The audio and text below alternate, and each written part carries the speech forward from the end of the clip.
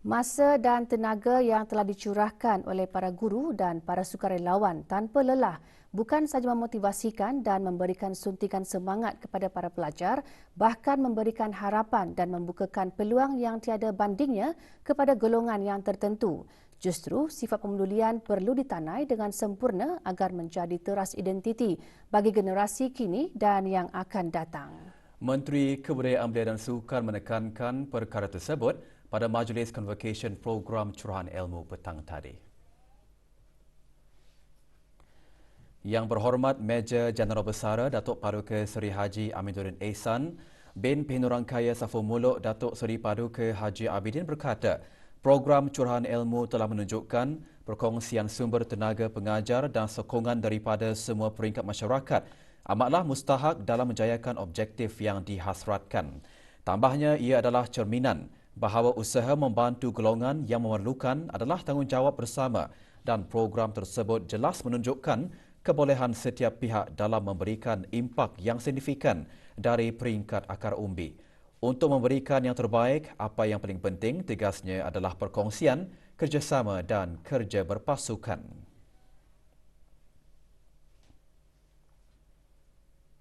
Sumbangan dan komitmen tinggi yang tidak pernah kendor-kendor dari semua pihak ternyata memberikan kesan positif yang ketara.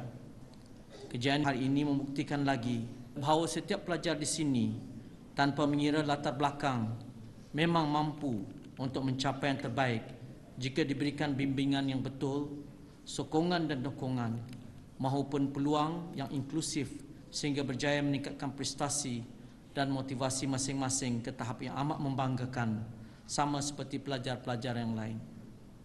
Kepada anak-anak sekalian, tahniah atas semangat untuk memperbaiki diri sendiri serta azam yang kuat untuk meraih kejayaan. Walaupun sesetengah daripada para pelajar berdepan dengan cabaran kehidupan, ia tidak menjadi penghalang, malah telah dijadikan sebagai benih untuk menanai azam untuk menjadi diri yang terbaik. Majlis diteruskan dengan penyampaian sijil dan hadiah kepada 44 pelajar yang mengikuti program tersebut. Program yang bermula pada 6 Februari 2020 dan berakhir 23 November 2020. Itu dianjurkan bersama oleh Biro Kemasyarakatan dan Perhubungan, Majlis Perundingan Kampung Rancangan Perumahan Negara Pancur Mengkubau, Teach Me Guru, Kementerian Hal Ehwal Dalam Negeri, Kementerian Pendidikan, Kementerian Kebudayaan Belia dan Sukan, Jabatan Daerah Brunei dan Muara dan Kelab Komuniti Belia Transformasi KKBT. Di bawah program tersebut, para pelajar ini telah diberikan pembelajaran tuition secara percuma bagi 4 mata subjek iaitu Bahasa Melayu, Matematik, Sains dan English. Alhamdulillah progres bagi pembelajaran pelajar-pelajar program curahan ilmu ini adalah sangat baik dan sangat meningkat kerana kami mempunyai guru-guru yang benar-benar untuk membantu anak-anak ini dengan baiknya, dan pembelajaran pun alhamdulillah sempurna dan lancar. Bersempena ulang tahun Hari Republik India ke-72, Suruhanjaya Tinggi Republik India di negara Brunei Darussalam dengan kerjasama semua pertubuhan India dan rakan-rakan serantau semalam menganjurkan Malam Kebudayaan dikenali sebagai Utsaf The Celebration. Majlis berlangsung di Tarindak di Seni, Bandar Seri Begawan.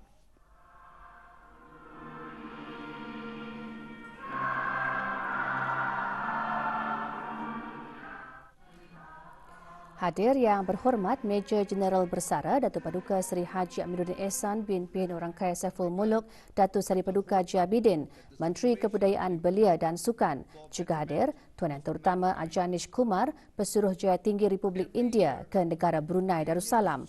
Majlis diserikan dengan persembahan-persembahan beberapa lagu dan tarian popular Republik India. In major cities of the country,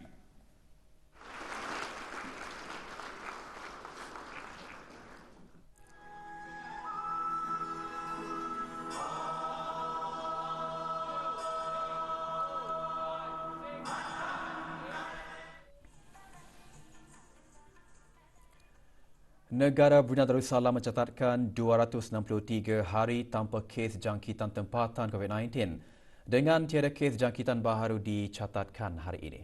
Bahan berita mengenainya seketika nanti. Teruskan bersama kami.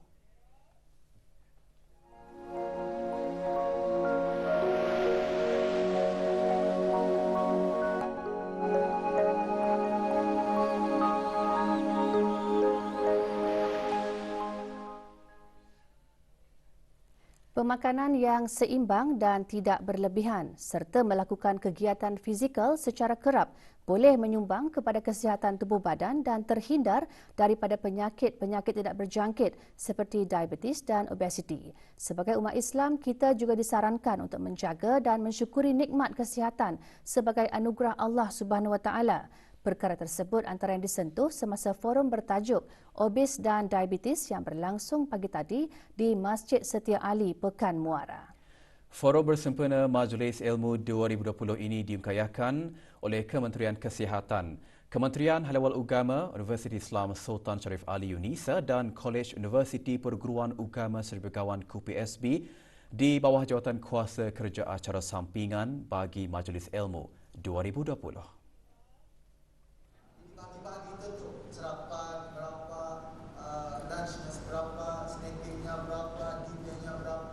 Hadir yang berhormat Pengiran Haji Muhammad bin Pengiran Haji Osman alias Osman, Ahli Majlis Mesyuarat Negara yang juga Ketua Kampung Masjid Lama Pekan Muara, Sabun dan Pelumpong. Forum dikendalikan oleh Pengiran Dr. Muhammad Khairul Hazman bin Pengiran Datuk Paduka Haji Osman, Pegawai Perubatan Unit NCD Kementerian Kesihatan dan Dr. Haji Nuralizam bin Haji Ali Akbar, Dekan Fakulti Syariah Kolej Universiti Perguruan Ugama Seri Begawan KUPSB. Forum bertujuan bagi memberi kesedaran dan mendedahkan kepada orang ramai mengenai kepentingan untuk menjaga kesihatan, terutama sekali dalam penyakit diabetes dan masalah obesiti. Juga hadir Awang Haji Muhammad Serudin bin Haji Timbang, Timbalan Setiausaha Tetap Dasar dan Keugamaan Kementerian Halal Ugama.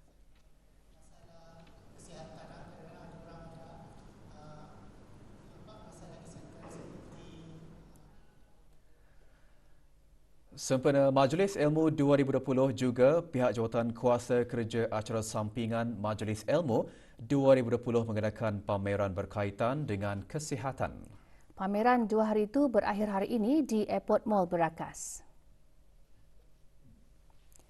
Antara yang diketengahkan maklumat mengenai penyakit-penyakit tidak berjangkit, bagaimana untuk mengamalkan gaya hidup sihat dan menjaga kesihatan mengikut sunnah. Juga diadakan pemeriksaan kesihatan secara percuma dan kuis kesihatan. Pameran juga diserikan dengan persembahan tausyih dan nasyid oleh penuntut Universiti Islam Sultan Sharif Ali UNISA.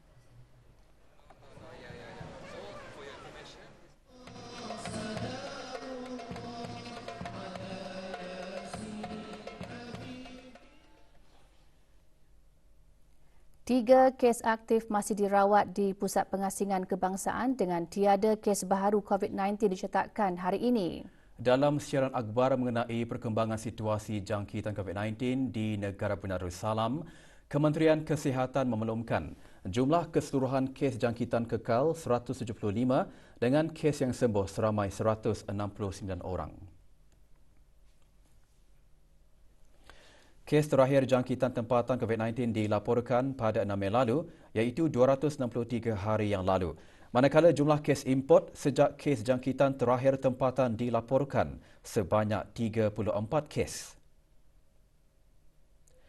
530 orang sedang menjalani pengasingan diri mandatori, manakala 11,871 orang menamatkan pengasingan diri mandatori sejak Mac 2020. Sementara itu, 449 sampel ujian virus SARS-CoV-2 telah dilaksanakan, menjadikan jumlah keseluruhan ujian makmal yang dijalankan sejak Januari 2020 89,671. Maklumat lanjut dan perkembangan terkini, layari laman sesawang Kementerian Kesihatan dan talian Kesihatan 148. Majlis Malam Rindu Rasul Anjuran Bahagian Pembangunan Mualaf Pusat Dakwah Islamiyah, Kementerian Halal Ugama dengan kerjasama PAY Events diharap dapat memupuk rasa kecintaan para saudara Islam yang baharu terhadap Allah Subhanahu Wa Taala dan Rasulullah SAW dengan mengikuti Al-Quran dan As-Sunnah. Majlis berlangsung semalam di Pusat Dakwah Islamiah Kampung Pulai. Hadir Awang Haji Muhammad Serudin bin Haji Timbang, Timbalan Setiausaha Tetap Dasar dan Keagamaan Kementerian Hal Agama. Majlis bermula dengan kasidah, fasal dan mahalul qiyam. Antara lain, majlis bertujuan meningkatkan pengetahuan dan menghayati sirah perjuangan Nabi Muhammad SAW di samping memperkenalkan lagi aktiviti qasidah bagi orang ramai khususnya para mualaf di negara ini. Majlis diserikan dengan tazkirah bertajuk Malam Cinta Rasul.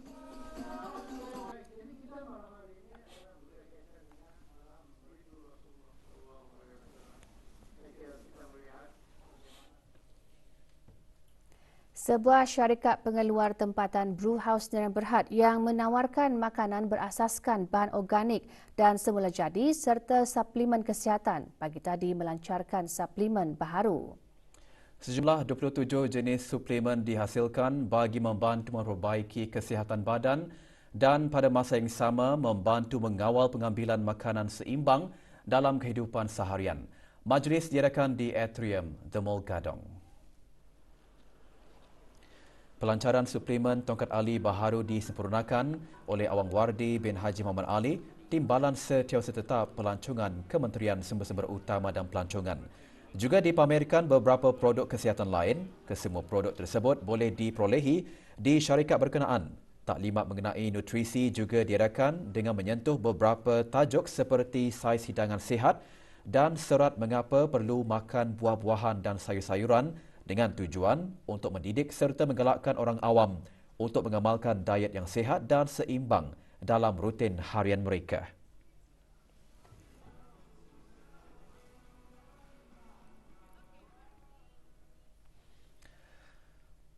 Bersempena sambutan Jubli Perak Masjid Kampung Batu Marang, Jawatan Kuasa Takmir Masjid tersebut petang tadi mengadakan majlis khatam Al-Quran. Majlis berlangsung di Masjid Kampung Batu Marang.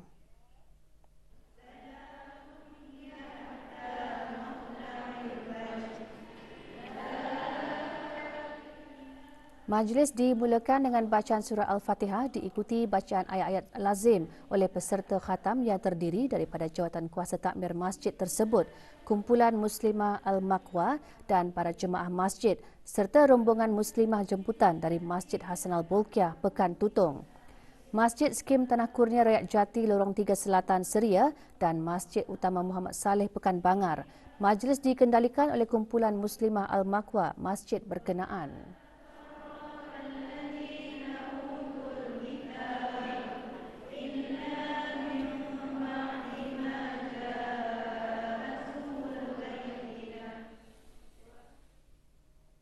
Keputusan peperiksaan Brunei Cambridge GCE peringkat AS dan A bagi bulan Oktober-November 2020 telah dikeluarkan. Kementerian Pendidikan melalui Jabatan Peperiksaan dalam serang akhbarnya memaklumkan daripada 1,608 calon yang menduduki peperiksaan Brunei Cambridge GCE peringkat A, 1,211 calon memperoleh sekurang-kurangnya 3A iaitu 75.31%. Meningkat 4.74%. Manakala di peringkat sekolah, pencapaian calon yang memperoleh sekurang-kurangnya 3A ialah 81.45%, meningkat 6.31%. Pada keseluruhannya, seramai 251 calon atau 15.61% calon mendapat grad A ke atas dalam 2 hingga 4 mata pelajaran. Sementara 31 orang calon sekolah memperoleh grade A star atau A dalam 4 mata pelajaran, manakala 105 calon mendapat grade A star atau A dalam 3 mata pelajaran dan 112 calon memperoleh grade A star atau A dalam 2 mata pelajaran. Sementara itu, daripada 795 calon yang menduduki peperiksaan Brunei Cambridge GCE peringkat AS pada peringkat nasional, 543 calon memperoleh sekurang-kurangnya 2 AS iaitu 68.3%, meningkat 5.2%. Manakala seramai 784 calon atau 98.62% mencapai sekurang-kurangnya 1 AS, meningkat 6.9%. Pencapaian calon pada keseluruhannya 120 calon berjaya mencapai grade A dalam sekurang-kurangnya 2 mata pelajaran. Slip keputusan boleh diambil di sekolah masing-masing pada waktu sekolah, manakala calon-calon persendirian boleh mengambil slip keputusan di Jabatan Peperiksaan Kementerian Pendidikan pada waktu pejabat. Calon yang berhasrat untuk memperbaiki pencapaian keputusan peperiksaan Brunei Cambridge GCE peringkat AS dan A, pendaftaran bagi bulan Mei Jun 2021 masih dibukakan dan tarikh tutup pendaftaran bagi calon persendirian ialah pada hari Selasa 16 Februari 2021. Bagi yang mendaftar di sekolah boleh merujuk di sekolah masing-masing. Sebanyak 47 kesalahan dalam Akta Kawalan Harga dan peraturan-peraturan di bawahnya. Paparan peraturan harga dan peraturan penjualan dicatatkan pada tahun 2020 berbanding 114 dan 244 kesalahan masing-masing pada tahun 2019 dan 2018. Jabatan Perancangan Ekonomi dan Statistik JPES melalui Jabatan Persaingan dan Hal Ehwal Pengguna JPHEP dalam siaran akhbarnya menjelaskan kepatuhan para peniaga kepada akta tersebut juga mencatatkan peningkatan berterusan 3 tahun berturut-turut dengan kadar kepatuhan 98.8% pada tahun 2020. Peningkatan kepatuhan diri yang berterusan dalam kalangan para peniaga merupakan satu perkembangan menggalakkan yang mencerminkan pengukuhan penguatkuasaan dan pemberigaan jabatan sejak beberapa tahun kebelakangan. Ia juga menunjukkan usaha pihak peniaga yang lebih giat dalam mewujudkan langkah-langkah berkesan untuk memastikan kepatuhan yang menyumbang kepada peningkatan tahap kebajikan pengguna di negara ini. Para peniaga diingatkan bahawa kepatuhan diri terhadap Akta Kawalan Harga dan peraturan-peraturan di bawahnya membina reputasi perniagaan yang baik dan meningkatkan kesetiaan pengguna. Di samping itu, ia akan dapat mendorong penggunaan domestik yang lebih berdaya tahan di negara ini. Kegagalan dalam mematuhi Akta Kawalan Harga dan peraturan-peraturan di bawahnya boleh dikenakan kompaun tidak melebihi RM1,000 bagi kesalahan pertama, manakala bagi kesalahan seterusnya boleh dikenakan denda maksimum sebanyak RM20,000 dan penjara selama 5 tahun. Sebarang maklumat atau aduan berhubung kawalan harga boleh menghubungi JPHEP melalui talian Darussalam 123, aplikasi mudah alih pengguna bijak atau email aduanpengguna@jpes.gov.bn.